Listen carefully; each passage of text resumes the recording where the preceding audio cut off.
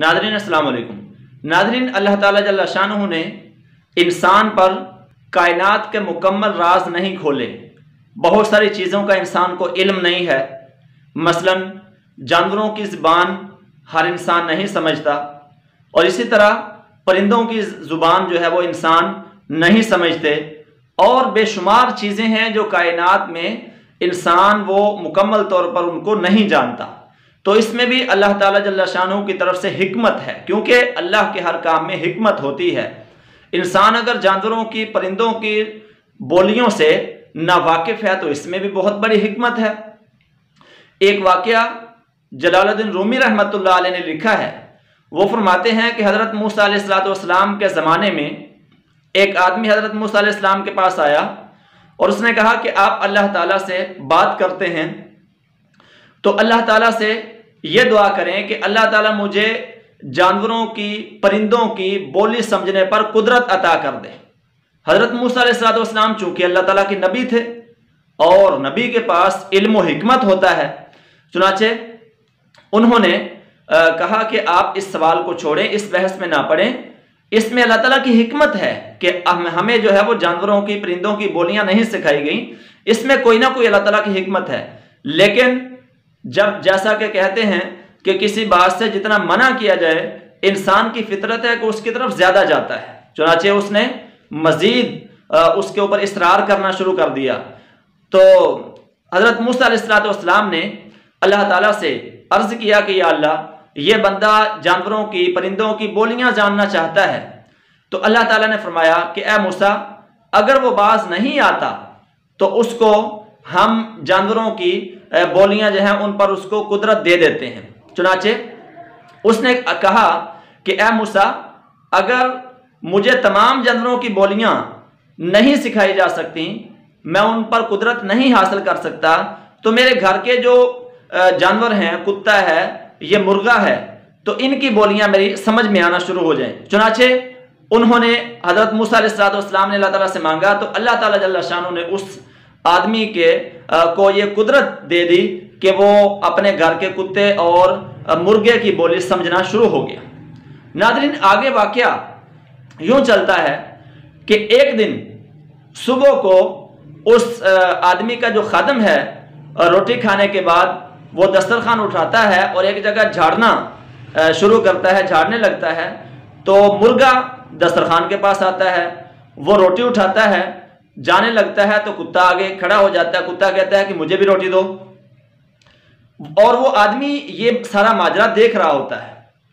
अब कुत्ता उसको कहता है कि मुझे रोटी दो, लेकिन मुर्गा कहता है कि आप तो गोश्त खाकर भी गुजारा कर लेंगे, मेरा और कोई यहाँ कोई चारा नहीं है, यानी मेरे लिए और कोई खुराक का बंदोबस्त नहीं है।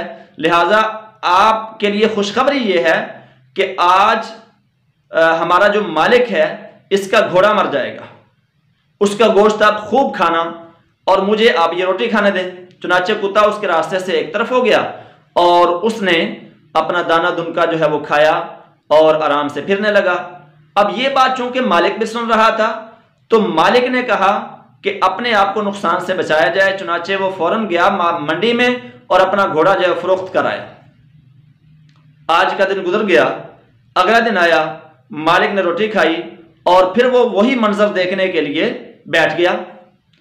अब जब दस्तरखान झाड़ा गया, मुर्गे ने वहां से रोटी उठाई, कुत्ता फिर रास्ते में आया, कुत्ते ने कहा कि मुझे भी रोटी दो।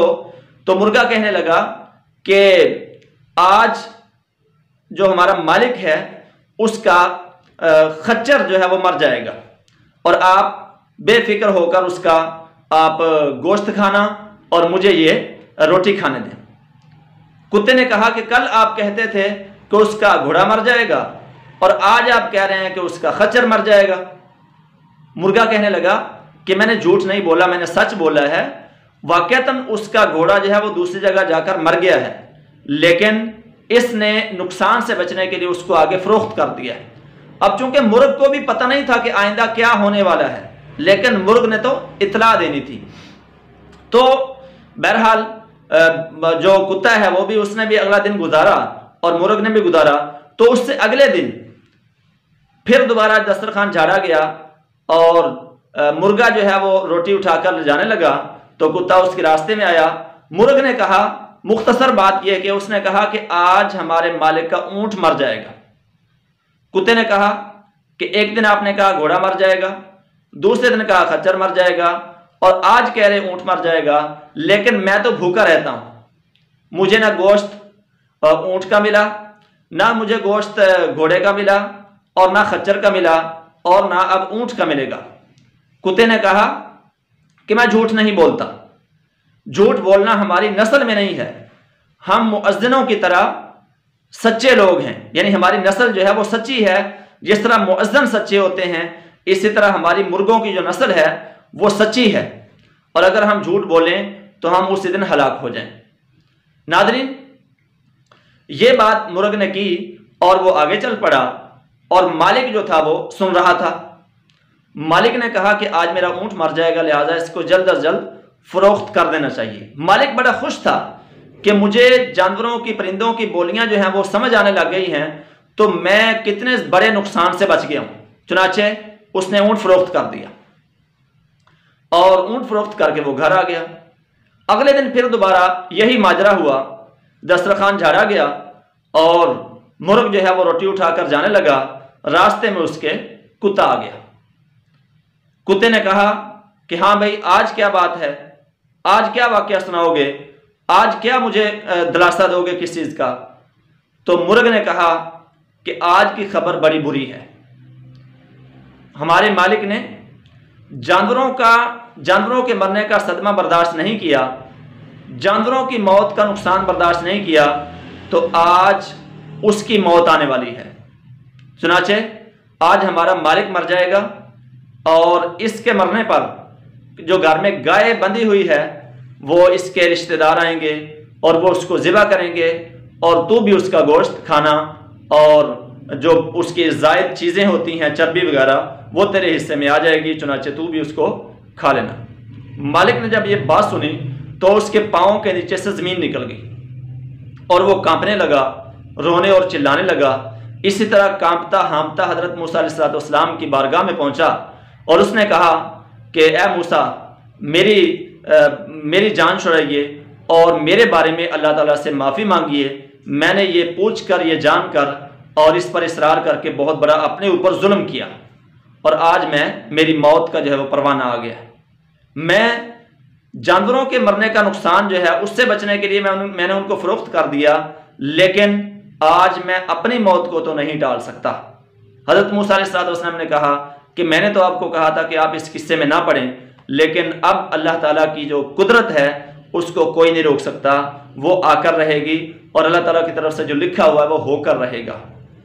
ناظرین، حضرت موسیٰ علیہ السلام نے اس کو کہا کہ البتہ میں تیری ایمان کی سلامتی کی دعا کرتا ہوں۔ چنانچہ حضرت موسیٰ علیہ السلام کے سامنے ہی اس آدمی کو قے آئی اور اس کی طبیعت خراب ہوئی، اس کے گھر کے لوگ جو تھے وہ اس کو اٹھا کر لے گئے، اور گھر جا کر وہ مر گیا۔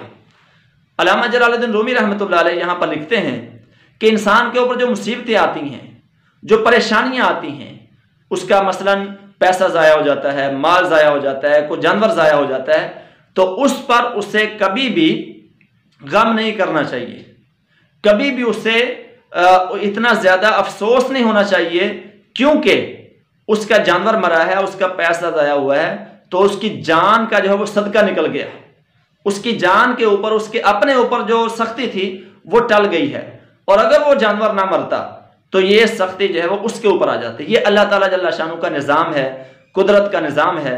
تو علامہ جلال الدین رومی رحمۃ اللہ علیہ فرماتے ہیں کہ کچھ چیزوں کو پردہ غیب میں انسان رہنے دے تو یہی اس کے لیے اچھی بات ہوتی ہے۔ اللہ تعالیٰ جل شانہ ہمیں سمجھنے کی توفیق عطا فرمائے، اور اللہ تعالیٰ ہماری جان، مال اور ایمان کی حفاظت فرمائے۔ ناظرین، بہت بہت شکریہ۔